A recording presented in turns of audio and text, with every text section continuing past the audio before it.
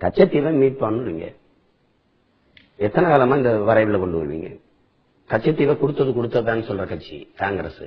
கட்சியை திருப்பி இருக்க போராடுவீங்க, யாருக்கிட்ட போராடுவீங்க? கொடுத்ததுங்கிற கட்சி காங்கிரஸ், திருப்பி எடுப்போங்கிற கட்சி, ரெண்டும் கூத்து.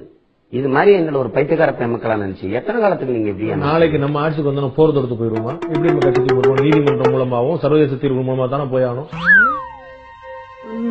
கச்சத்தீவு பிரச்சனைக்கும் காவிரி பிரச்சனைக்கும் முல்லை பெரியாறு பிரச்சனைக்கும் சீமான் ஒரு தீர்வு சொல்லுங்கன்னு கேட்கிறேன். அதாவது நான் தான் தண்ணீரே நாங்க கேட்க போறது இல்லை. கச்சத்தீவை எப்படி மீட்கிறது?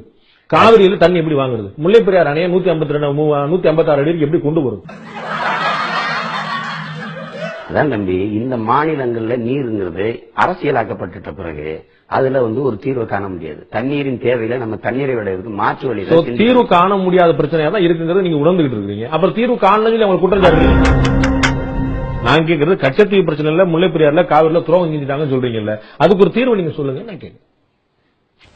பதில் தெரியாதவங்க கேள்வி கேட்டா கூட தேடி பூச்சி ஏதாவது தப்பாவது பதில் சொல்லுவான். எனக்கு கேள்வியே தெரியாத நான் யாரு வெறும் துபாக்கூர்.